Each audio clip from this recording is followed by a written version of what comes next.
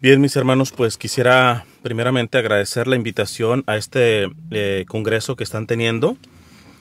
Segundamente, pues pedir una disculpa a lo informal de mi presentación, en el sentido de que pues son gajes misioneros, yo estoy para arriba y para abajo. Tercero, también pedir disculpas porque ando un poco mal de salud y a veces ahora mismo tengo un dulce. Y quizá todo este tipo de cuestiones de informalidades, pues ustedes merecerían, y de hecho lo merecen, una mejor presentación. Pero espero que a lo menos en los conceptos, en las ideas, en lo que exponga, sí sea de la calidad necesaria para poderles hacer un bien. Bien, el tema que me dieron sería para ampliar muchísimo, ¿ah? Que es esta dimensión de la política en nosotros como católicos, ¿verdad? Se escucha con frecuencia decir que el católico a veces te dice no te metas en político, ¿ah? Solamente, y más a uno, por ejemplo, como misionero laico, le dicen no te metas en cuestiones de política, tú nada más dedícate a evangelizar, ¿va? Y pues vamos a ver si verdaderamente el católico no se tendría que estar metiendo en cuestiones de política. La estructura que voy a dar al tema lo voy a dividir en dos. La primera parte van a ser algunos fundamentos básicos del magisterio de la Iglesia respecto a la política en relación con nosotros los laicos, ¿eh? Y subrayo esto de los laicos porque evidentemente aplicada para los consagrados, ahí ya tiene algunas aristas que no voy a tocar evidentemente porque no es el tema. La segunda parte sería una lectura escatológica. La escatología nos habla de los signos de los últimos tiempos, ¿va? Y creo que hoy por hoy más que nunca, tenemos que empezar a detectar estos signos de los tiempos. Primero, para evitar de caer en posturas que yo les llamo conspiranoicas, pero también para evitar caer en el otro extremo, que es la ingenuidad, de decir no pasa nada, estamos re bien, todo va perfecto en el mundo. Entonces, esta segunda parte de la lectura escatológica sería muy amplia, pero creo que trataré de condensar lo mejor posible. Vamos a empezar entonces con los fundamentos básicos. Y voy a tomar a manera de resumen o de síntesis. La Iglesia tiene mucho documento sobre estos tipos de temas. Pueden ir al compendio de la doctrina social de la Iglesia para aquellos que quieren bibliografía y que realmente quieran comprometerse después de este tema. Lean el compendio de la doctrina social de la Iglesia.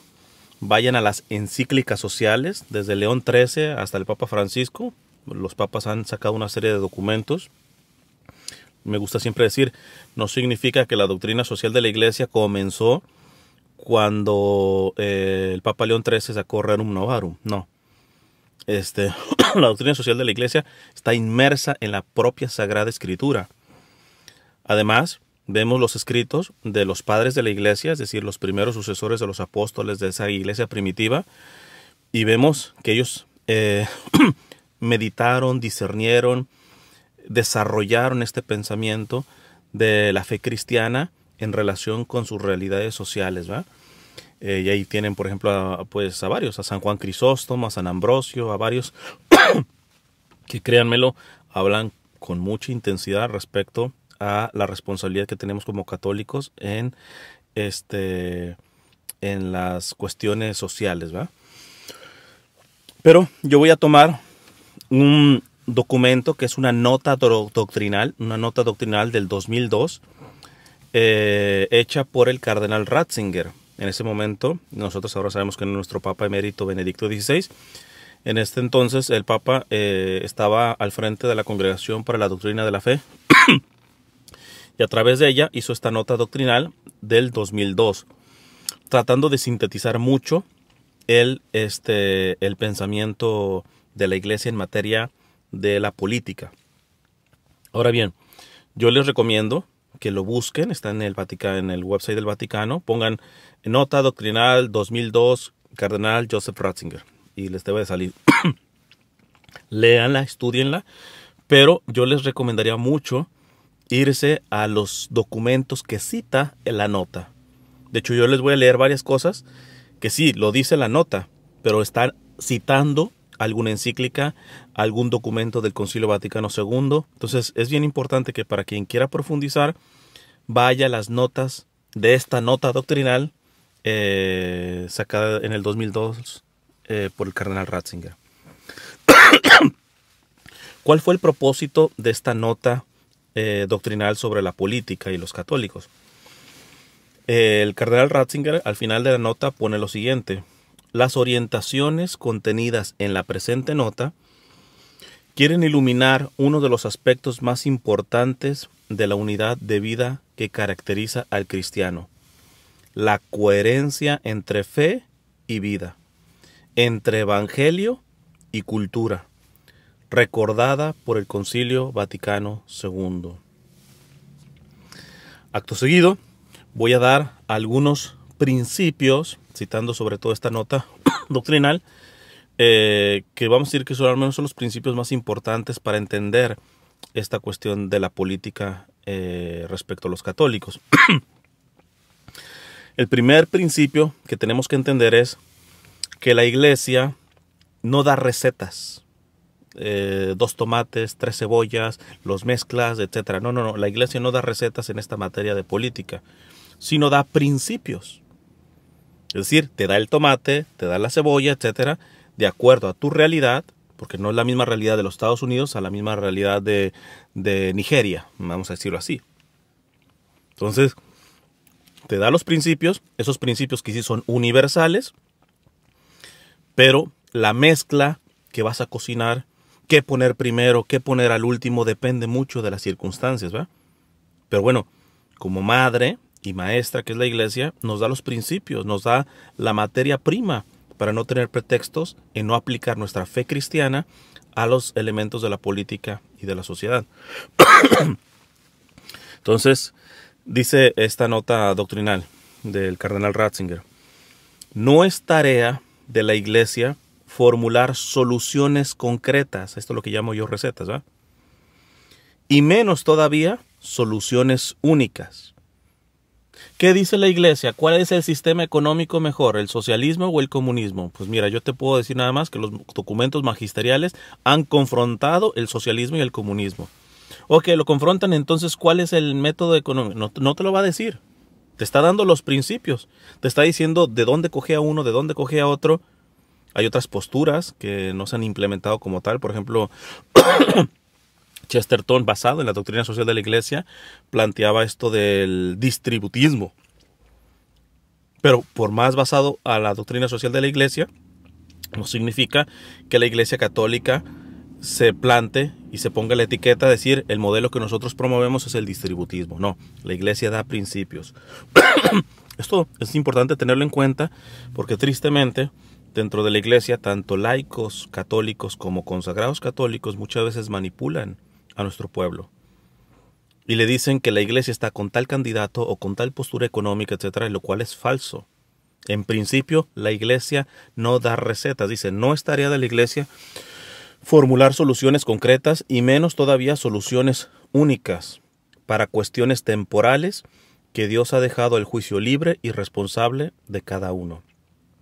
Sin embargo, la Iglesia tiene el derecho y el deber de pronunciar juicios morales sobre realidades temporales cuando lo exija la fe o la ley moral.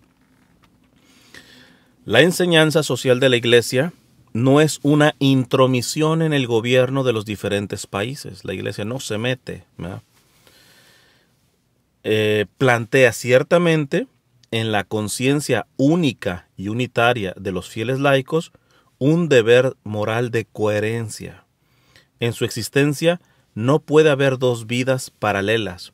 Por una parte, la denominada vida espiritual, con sus valores y exigencias, y por otra, la denominada vida secular. Voy a parar aquí. Esto yo por lo general lo explico como que a veces la fe la concebimos como, tenemos como cajitas. Yo tengo aquí la cajita de la fe, la cajita de mis sacramentos, la cajita de la familia, la cajita de la novia, la cajita de los amigos, la cajita del estudio, la cajita del trabajo. Cuando la visión cristiana es, esa fe no tiene que ser una cajita más. La fe tiene que impregnar cada realidad humana tuya. Es decir, esa fe tiene que impregnar tu sexualidad, tu billetera, tu trabajo, tu estudio, tus relaciones con amigos, tus relaciones políticas, tus preferencias políticas, el deporte, todo. Porque si no, no podemos decir que el Señor es el dueño y Señor de nuestra vida, sino solamente de nuestra área religiosa. O sea, la fe pareciera como que fuera solamente para los momentos de oración o para cuando se va a misa. El verdadero católico impregna toda la realidad que vive de Cristo. Claro, en algunas formas no estamos hablando de que llegues a tu trabajo dando bibliazos, ¿verdad? No se refiere a eso. La evangelización no se reduce a proselitismo, diría Benedicto XVI. Dice, la evangelización no se hace por proselitismo, sino por atracción. Qué diferente es de que te vean tan congruente, tan íntegro en tu trabajo, que tu jefe un día te pregunte de dónde saca fuerzas para ser así. Hoy por hoy todos hacen tranzas, todos hacen corrupción y todo ese tipo de cuestiones. Entonces ahí ya puedes dar testimonio con la boca, pero previamente dices testimonio con tu propia vida. Entonces dice el documento, en su existencia no puede haber dos vidas paralelas. Uno soy en el templo y otro fuera del templo. Eso no se puede permitir el católico. Por una parte, la denominada vida espiritual con sus valores y exigencias, y por otra, la denominada vida secular. Esto es, la vida de familia, del trabajo, de las relaciones sociales, del compromiso político y de la cultura. El sarmiento arraigado en la vid que es Cristo da fruto en cada sector de la acción y de la existencia. En efecto, todos los campos de la vida laical entran en el designio de Dios, que los quiere como el lugar histórico de la manifestación y realización de la caridad de Jesucristo, para gloria del Padre y servicio a los hermanos. Toda actividad, situación, esfuerzo concreto, como por ejemplo la competencia profesional y la solidaridad en el trabajo, el amor y la entrega a la familia, a la educación de los hijos, el servicio social y político, la propuesta de la verdad en el ámbito de la cultura, constituye una ocasión providencial para un continuo ejercicio de la fe, de la esperanza y de la caridad. Entonces, primera cosa, la iglesia no te va a dar recetas a nivel político, económico, etc. Te va a dar principios y es responsabilidad tuya y mía empezar a trabajar en ello. Ahora bien, ¿quiénes tienen principalmente la responsabilidad de ejercer estos principios? ¿Mi obispo? ¿Mi sacerdote?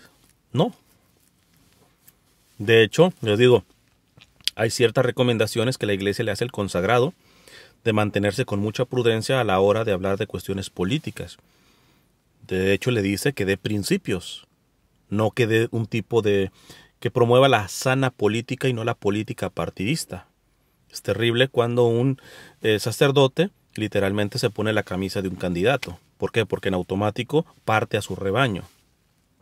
¿Ya? Entonces, muy diferente que dé los principios para el discernimiento de ese rebaño. ¿Ya? Entonces, es aquí donde es risible, patético, que le digan a uno, no, tú como misionero laico, seglar, dedícate a hablar de las cosas del cielo y de la evangelización y todo eso, y no te metas tanto en política.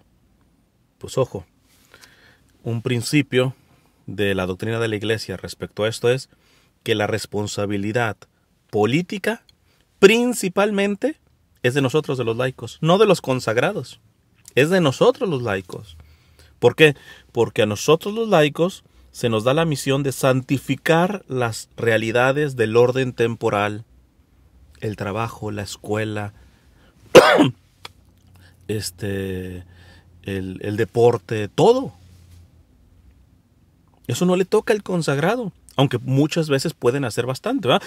Pero entendamos que la responsabilidad de infiltrar, si queremos usar esa palabra, la política, no es del padrecito ni del obispo, es de nosotros los laicos. Dice este documento, Los fieles laicos de ningún modo, subrayo, de ningún modo, pueden abdicar de la participación en la política. Es decir, no puedes decir, no, yo no me meto en eso. Si eres verdadero católico, no puedes renunciar a eso. Es decir, en la multiforme y variada acción económica, social, legislativa, administrativa y cultural, destinada a promover orgánica e institucionalmente el bien común, que comprende la promoción y defensa de bienes tales como el orden público y la paz, la libertad y la igualdad, el respeto de la vida humana y el ambiente, la justicia, la solidaridad, etc. Es responsabilidad nuestra. Ahora bien, entonces ya sabemos un principio. La Iglesia, vamos a ir institucionalmente, no da recetas, da principios. Entre ellos, el primer principio es de que las realidades de orden temporal, social, económico y todo eso no le tocan al obispo, no le tocan al consagrado, nos tocan a nosotros los laicos. Y al entrarle a esto, pues ya se vienen, si leen el compendio de la doctrina social de la Iglesia, podemos ver los pilares de la doctrina social de la Iglesia. Yo nomás voy a mencionar los dos primeros, que son los más importantes, ¿va? Porque sin eso ya ni siquiera uno puede pensar en aplicar el resto. ¿Cuáles son esos dos pilares principales de la doctrina social de la Iglesia que tiene que aplicar un católico a la hora de meterse sobre todo en cuestiones políticas o sociales?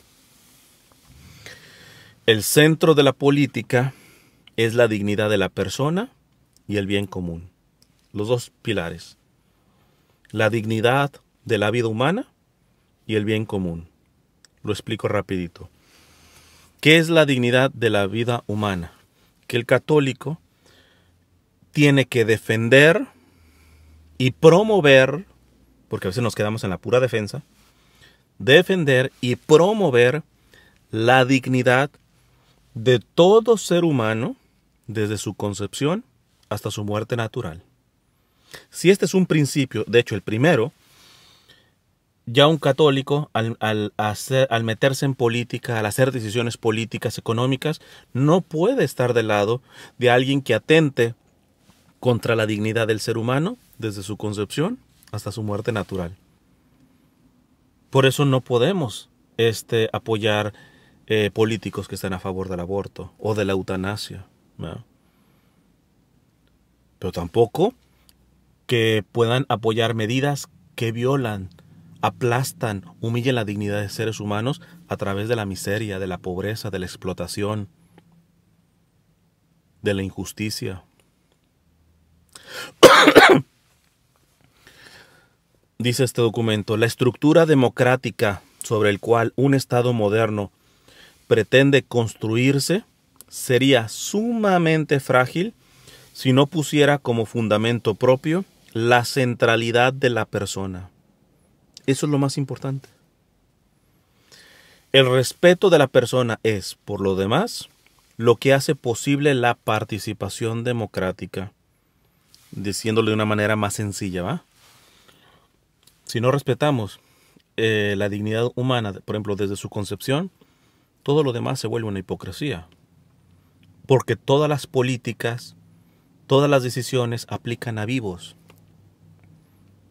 ¿Para qué queremos mejores estructuras de salud si los estamos matando antes de que propiamente nazcan? O sea, vean lo importante de esto, ¿eh? De tener la dignidad del ser humano, defenderla y promoverla. Dice, el respeto de la persona es, por lo demás, lo que hace posible la participación democrática. Claro, los muertos no votan, los muertos no ejercen medidas democráticas, ¿no? Como enseña el Concilio Vaticano II, la tutela de los derechos de la persona es condición necesaria para que los ciudadanos, como individuos o como miembros de asociaciones, puedan participar activamente en la vida y en el gobierno de la cosa pública. Y hay una cosa importante, este principio no es negociable. Disculparán que haga una cuñita partidaria, ¿va? Simplemente voy a describir el pecado y no el pecador. Ya a nivel personal, ustedes me conocen en mis redes sociales y todo eso, mis posturas ya a nivel partidistas y lo que confronto y todo esto, que básicamente yo me reduzco a aplicar a lo que dice nuestro Señor. Digan sí cuando sí y no cuando no. Lo que esté fuera de esto viene del maligno.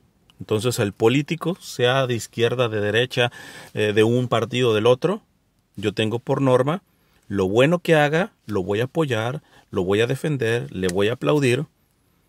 Lo malo que haga, lo voy a confrontar. O sea, no me voy a vender, porque desafortunadamente ese es el problema cuando entramos ya en la política partidista.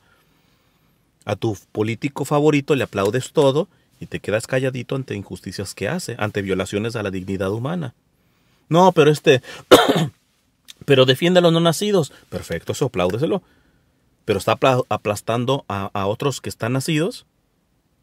También confróntalo. Síguelo apoyando, pero lo malo, confróntalo, ten la valentía. O al político contrincante, por no decir enemigo, lo satanizamos. Todo es malo. Y eso es lo que estamos viendo aquí, por ejemplo, en Estados Unidos. O sea, los que estaban en contra del presidente Trump se le fueron a la yugular 4 años.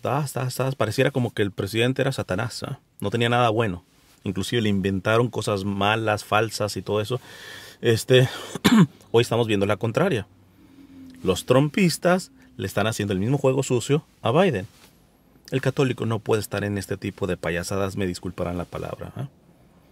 Entonces, en México, por ejemplo, el actual presidente, Andrés Manuel López Obrador, hubo varios católicos que lo apoyaron. ¿Por qué? Porque explícitamente no estaba a favor del aborto. Él lo que decía que en el tema del aborto lo iba a llamar a consulta, es decir, que el pueblo elija. El católico que sabe que el principio de la dignidad de la vida no es negociable, esa señal la tendrá que haber interpretado como decir, eso y estar a favor del aborto es la misma gata pero revolcada. Porque ¿desde cuándo la dignidad de un bebito en el vientre materno va a depender de si la mayoría dice sí? Salvemos su vida. La dignidad del ser humano desde su concepción hasta su muerte natural no se gana por votos, por la mayoría. Es algo que preexiste. Es algo que por eso se debe de defender y se debe de promover. Independientemente sea el partido, la visión política, económica, lo que sea. Es algo previo, es algo esencial. De hecho, lo más esencial.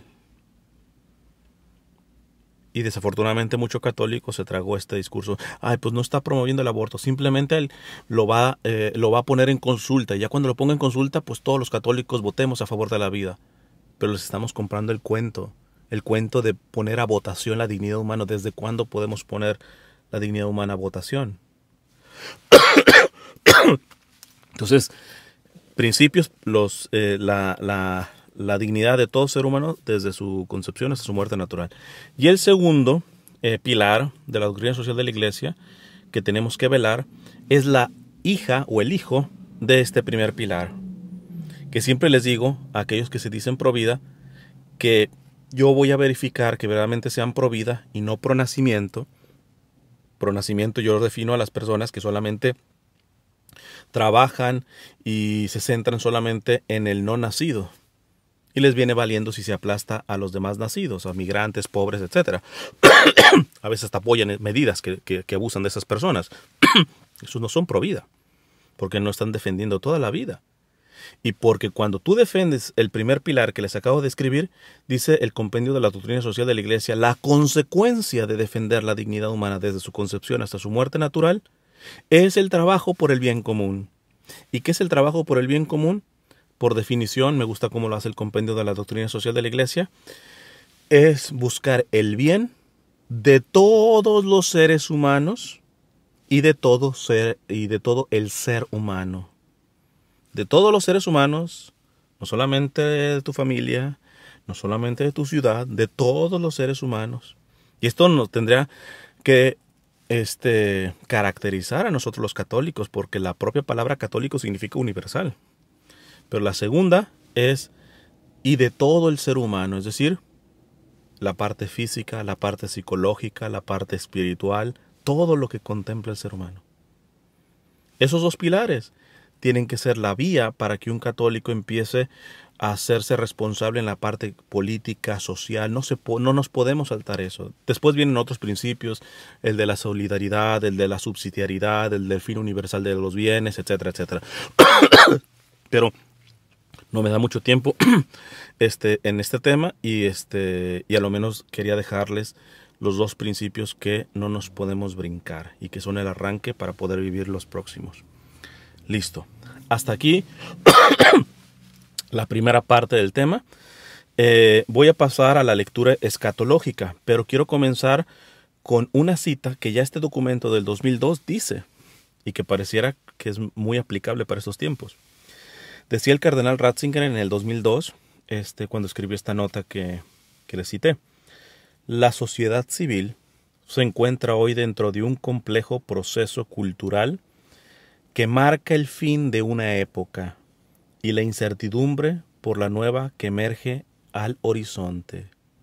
Hoy que se está hablando tanto del reseteo, del gran reseteo, desde el 2002, el cardenal Ratzinger ya veía que, nos guste o no, estamos pasando por una transición. Repito la cita, que está en esta nota de la doctrina social, de la Congregación para la Doctrina de la Fe. La sociedad civil se encuentra hoy dentro de un complejo proceso cultural que marca el fin de una época y la incertidumbre por la nueva que emerge al horizonte. Acto seguido, ¿qué lectura escatológica le quiero dar? Voy a tomar, en el tiempo que me resta, unas palabras del cardenal Ratzinger, pero todavía antes de ser cardenal, de hecho antes de ser obispo, cuando era un simple sacerdote, profesor de una universidad en Alemania. Esto estamos hablando de los años 60, que verdaderamente lo que van a escuchar, pues básicamente es profético. Muchas de las cosas que dice aquí, hoy por hoy, son una realidad. Iré comentando conforme leo. Dice el entonces sacerdote Joseph Ratzinger: demos un paso más.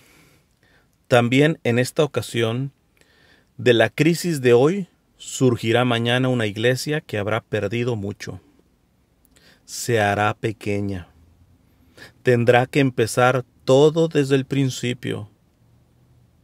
¿Qué es un reseteo?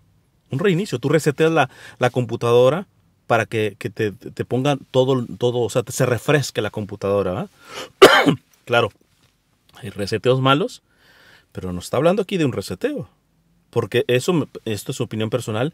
A mí me alarma que hoy mucho católico está alarmado por el gran reseteo que quieren hacer las grandes empresas y los millonarios y el nuevo orden mundial, y no se están dando cuenta que vamos a dar la buena pelea ante ese reseteo inmoral en la medida que nos reseteemos nosotros. Es más, si me permiten, cito rápido a un doctor de la iglesia, San Juan de Ávila, del siglo XVI, que él mandó varios documentos al Concilio de Trento. El siglo XVI fue muy turbulento, muy probablemente, para mí, quizás hasta más de lo que estamos pasando. ¿Por qué? Porque sabemos que ahí salió la mal llamada Reforma Protestante, que no solamente fue una separación de Lutero y a nivel religioso, fue a nivel político y social. Por eso hubo políticos de su tiempo que apoyaron a Lutero, porque también había problemas con el Papa y también su dominio de los estados pontificios, o sea, que el problema era mucho mayor que el aspecto meramente religioso. Y San Juan de Ávila le escribe al Papa y le dice: mire, no va a haber renovación, no se va a poder refrescar, resetear en el buen sentido de la palabra la iglesia si antes no se renueva el sacerdocio. Para San Juan de Ávila decía: la clave está en el sacerdocio y la vida consagrada. Y ojo, y no se podrá renovar el sacerdocio si no se comienza a través de la pobreza. Por eso yo veo un gran signo en el Papa Francisco, ya de que hecho se llama Francisco por Francisco de Asís y por varios documentos. Pero hoy me alarma que muchos de los católicos estemos a la yugular siempre del Papa y no estemos interpretando esta cuestión. Y cómo nos resistimos a agarrarnos de las estructuras. de lo material, de nuestras seguridades doctrinales o materiales. Cuando la clave va a pasar por ir a imitar a esa iglesia primitiva, pobre, pequeña, sencilla. Sigue diciendo Ratzinger en los 60s. Se hará pequeña, tendrá que empezar todo desde el principio. Ya no podrá llenar muchos de los edificios construidos en una coyuntura más favorable. ¿Le suena con sentido? Está hablando en los 60 y está diciendo la iglesia del futuro ya no podrá llenar muchos de los edificios construidos en una coyuntura más favorable. Perderá adeptos y con ellos muchos de sus privilegios en la sociedad. Pero hoy parece que el católico nos están quitando los privilegios, que la libre expresión y todo eso, cuando el católico tendría que decir, eso se venía a venir. Porque pareciera que el católico está perdiendo la paz por lo que se avecina. Significa que no está volviendo a las raíces y por eso se llena de miedo. Se presentará de un modo mucho más intenso que hasta ahora, como la comunidad de la libre voluntad a la que solo puede acceder a través de una decisión. Ya católicos, por mera tradición, porque mis padres lo eran, ya no van a caber en esta iglesia. ¿Eh? Pero porque no van a caber, porque pues, su voluntad no va a querer estar. Como pequeña comunidad, reclamará con mucha más fuerza la iniciativa de cada uno de sus miembros. Ciertamente conocerá también nuevas formas ministeriales y ordenará sacerdotes a cristianos probados que sigan ejerciendo su profesión. Qué interesante, esto todavía no está del todo cumplido, ¿eh? Pero el Papa está diciendo, va a haber médicos que son unos médicos católicos puestos y derechos que la iglesia los ordenará sacerdotes. Y yo creo que este es un excelente tiempo, ¿por qué? Porque en tantos hospitales que no dejan pasar al sacerdote a dar los santos óleos, qué bendición sería que el médico que está atendiendo a ese paciente es además sacerdote. Yo sé que a los más conservadores y que se frustran porque las cosas se hagan de otra forma de las que ellos conocieron, asfixian al Espíritu Santo. También los progresistas asfixian al Espíritu Santo porque creen que le pueden hacer la tarea a Dios, ¿verdad? Le pueden hacer la plana a Dios. Pero fíjate, en los 60 ya lo decía Benedicto XVI, bueno, el sacerdote Ratzinger, dice, ciertamente conocerán también nuevas formas ministeriales y ordenará sacerdotes a cristianos probados que sigan ejerciendo su profesión. En muchas comunidades más pequeñas y en grupos sociales homogéneos, la pastoral se ejercerá normalmente de este modo. Junto a estas formas seguirá siendo indispensable el sacerdote dedicado por entero al ejercicio del ministerio como hasta ahora. Es decir, habrá sacerdotes normales como los conocemos, sin quitar la necesidad que, a lo menos veía aquí este sacerdote Ratzinger, hoy Papa Benedicto XVI, de que va a ser necesario ordenar sacerdotes a laicos que tienen una profesión como tal y que ejercen una profesión. Pero en estos cambios que se pueden suponer, la Iglesia encontrará de nuevo y con toda la determinación lo que es esencial para ella, lo que siempre ha sido su centro. Miren, hace unos días se dio la noticia de cómo algunas iglesias de Roma se abrieron para poder acoger a indigentes, a personas que sin techo. Y en la noticia que daba, por ejemplo, algunas páginas, algunos portales, católicos rasgándose las vestiduras, están desacralizando. Son personas que todavía no se están dando cuenta que Dios nos está diciendo, vayan a lo esencial, o se simplifican a la buena o se van a simplificar a la mala. O sea, estos pobres son templos vivos del Espíritu Santo, pero pareciera que no son dignos de poder dormir en el templo material como tal. Esos templos que, según lo que está aquí profetizando Ratzinger en los 60s, ya no se van a tener.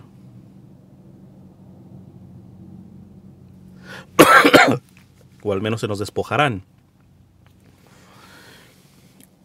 Pero en estos cambios se puede suponer la Iglesia encontrará de nuevo y con toda la determinación lo que es esencial para ella, lo que siempre ha sido su centro, la fe en el Dios Trinitario y en Jesucristo, el Hijo de Dios hecho hombre, la ayuda del Espíritu que durará hasta el fin. La Iglesia reconocerá de nuevo en la fe y en la oración su verdadero centro, y experimentará nuevamente los sacramentos como celebración y no como un problema de estructura litúrgica. Será una Iglesia interiorizada, que no suspira por su mandato político. Nos meteremos en la política, pero para purificar, no para tener poder, no para tener dinero, sino para servir. De hecho, coincido mucho en una opinión que le escuché al fundador, yo sé que no le gusta que le digan fundador, iniciador del Camino Neocatecumenal, Kiko Argüello, que le decía, yo personalmente no sé no recomiendo tanto a los hermanos que entran en la vida política, pero les digo que aquellos que quieran dedicarse propiamente a la política al 100% no cobren. Entonces alguien podrá decir, entonces ¿de qué van a vivir? Tendremos que preguntar, precisamente no está viendo esa solidaridad de la comunidad cristiana. Le decimos a un médico que no, por mucho que te presionen a abortar, tú mantente firme. Oye, pero voy a perder mi trabajo. No importa aunque pierdas el trabajo. Y nos quedamos ahí. Ya, perdió el trabajo, le aplaudimos. Qué valiente eres. Oye, pero tiene esposa, tiene hijos. ¿Dónde está la comunidad cristiana que auxilie en sus necesidades a este valiente doctor y médico? Si me piden mi pregunta, estamos muy verdes en el principio de solidaridad, que es uno de los principios pilares de la doctrina social de la Iglesia. Pedimos a la gente que se comporte moralmente y que no cedan ante el nuevo orden mundial, pero no abrimos nuestras casas, no abrimos nuestras chequeras para poder respaldar a esos que han sido valientes y que el sistema los ha corrido, los ha denunciado, los ha encarcelado o les ha quitado derechos esenciales. La Iglesia del futuro que está describiendo aquí Ratzinger es muy diferente de la que desafortunadamente yo veo actualmente. Será una Iglesia interiorizada que no suspira por su mandato político y no filtrea, no coquetea con la izquierda ni con la derecha. Le resultará muy difícil, en efecto, el proceso de cristalización, la clarificación le costará también muchas fuerzas preciosas. La hará pobre, la hará pobre. Viene a mi mente la primera audiencia del Papa Francisco con los medios de comunicación, que hasta suspira. ¿Cómo me gustaría una iglesia pobre y para los pobres? Ratzinger en los 60s. En efecto, dice, la hará pobre, la convertirá en una iglesia de los pequeños. El proceso resultará aún más difícil, porque habrá que eliminar tanto la estrechez de mira sectaria como la voluntariedad envalentonada. Aquí está diciendo, va a quedar como un resto fiel, pero no como el resto fiel que estamos viendo ahorita, que son envalentonados, bravucones. Presumen de ser resto fiel y critican en todo al Papa Francisco y a las autoridades de la Iglesia y todo. ¿De qué resto fiel me está hablando? No. El proceso resultará más difícil porque habrá que eliminar tanto la estrechez de miras sectarias, y ya son como sectas, ¿verdad?, que manipulan, como la voluntariedad envalentonada. Se puede prever que todo esto requerirá tiempo. El proceso será largo y laborioso, al igual que también fue muy largo el camino que llevó de los falsos progresismos. Y eso lo estamos viendo también, que hoy por hoy los progresistas parecen que están cantando victoria, pero sabemos que se van a estrellar, se han estrellado más de una vez. En vísperas de la Revolución Francesa, cuando también entre los obispos estaba de moda ridiculizar los dogmas.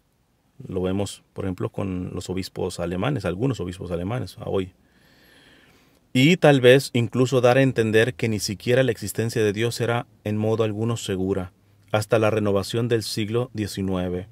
Ya es el progresista que se cree Dios, de sí mismo, o ha vuelto al ser humano en Dios de sí mismo. Fíjate cómo la sabiduría de este hombre, Ratzinger, hoy Papa Benedicto, plantea lo peligroso que es meterse con izquierdas y derechas, con conservadores y progresistas. Porque en el fondo, la raíz es un tipo de soberbia que no permite la pequeñez y la humildad que necesita la Iglesia para renovarse. El proceso será largo y laborioso, al igual que también fue muy largo el camino que llevó a los falsos progresismos en víspera de la Revolución Francesa, cuando también entre los obispos estaba de moda ridiculizar los dogmas y tal vez incluso dar a entender que ni siquiera la existencia de Dios era en modo alguno segura, hasta la renovación del siglo XIX. Pero tras la prueba de estas divisiones surgirá de una iglesia interiorizada y simplificada, sencilla, pequeña, humilde, una gran fuerza, porque los seres humanos serán indeciblemente solitarios en un mundo plenamente planificado. Esto me parece profundo. Nos quieren planificar en todo actualmente. Y esto va a llevar a una soledad, pero de la mala. Entonces, a esos tiene que salir una iglesia sencilla, humilde, interiorizada, profunda en su sencillez, que dé respuesta a ese ser humano, producto de este tipo de planeamiento de que hoy le llamamos nueva orden mundial.